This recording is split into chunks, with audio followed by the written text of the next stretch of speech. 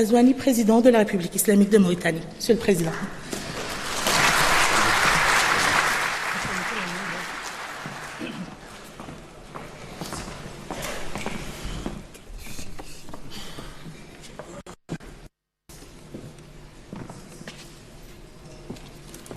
Bismillahirrahmanirrahim.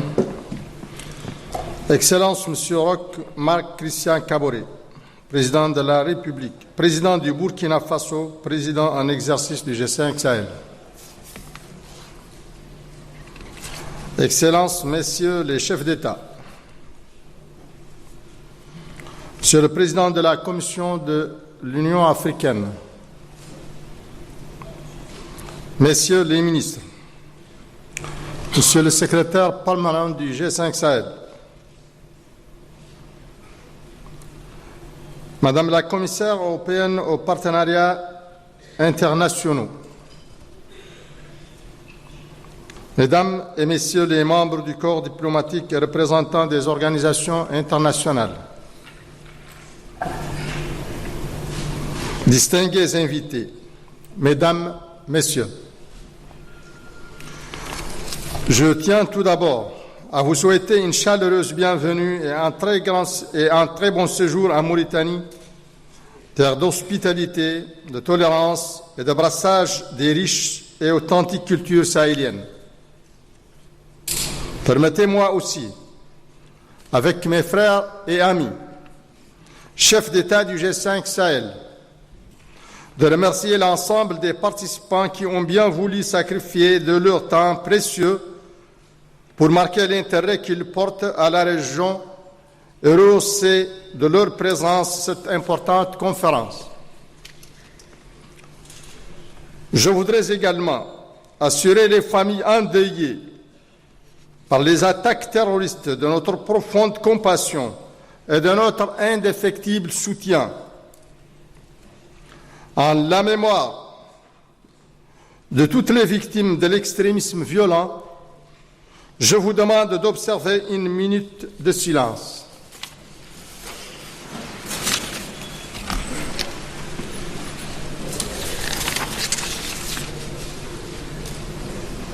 Je vous remercie.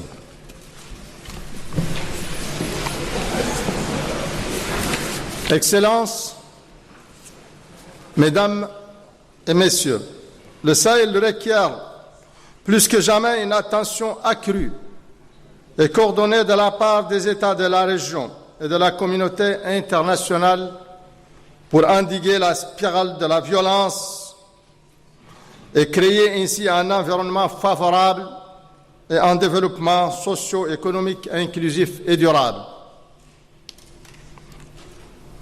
À ce propos, je tiens particulièrement à exprimer mes sincères remerciements à mes frères chefs d'État du G5 Sahel pour leur engagement de tous les instants en faveur de la paix et du progrès dans notre espace commun. Je saisis également cette occasion pour exprimer à l'endroit de nos partenaires notre reconnaissance et notre profonde gratitude pour leur appui et soutien au G5 Sahel. Excellences, Mesdames, Messieurs,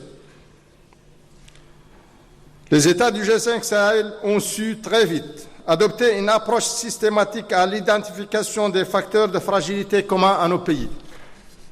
Ainsi, devrions-nous travailler davantage pour améliorer les réponses apportées aux faiblesses liées aux défis capacitaires multiformes auxquels font face les forces de défense et de sécurité, la justice, l'éducation, la cohésion sociale et aux défis du dérèglement climatique qui réduit considérablement les espaces et les ressources exploitables.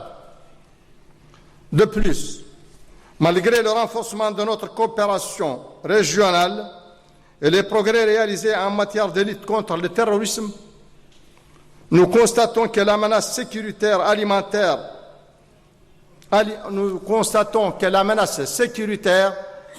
alimente et instrumentalise ses faiblesses, créant ainsi un environnement favorable lui permettant de se recycler et de se régénérer dans des zones initialement épargnées ou relativement pacifiées.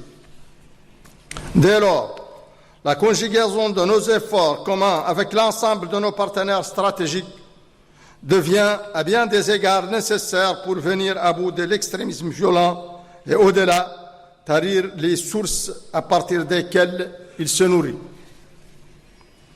Ainsi, nous notons avec satisfaction la nouvelle solidarité africaine qui s'est exprimée à travers le plan d'action prioritaire de la CEDEAO adopté le 14 septembre dernier à Ouagadougou et l'aide apportée par l'UEMOA ainsi que les décisions issues du dernier sommet de l'Union africaine favorisant l'intégration économique, régionale et la résolution des conflits qui perdurent sur le continent.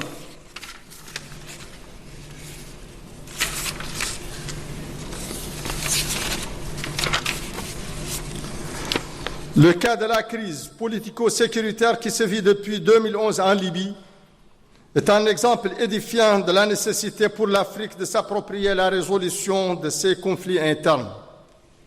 En effet, malgré plusieurs initiatives internationales, la crise libyenne ne cesse de s'amplifier et de se complexifier.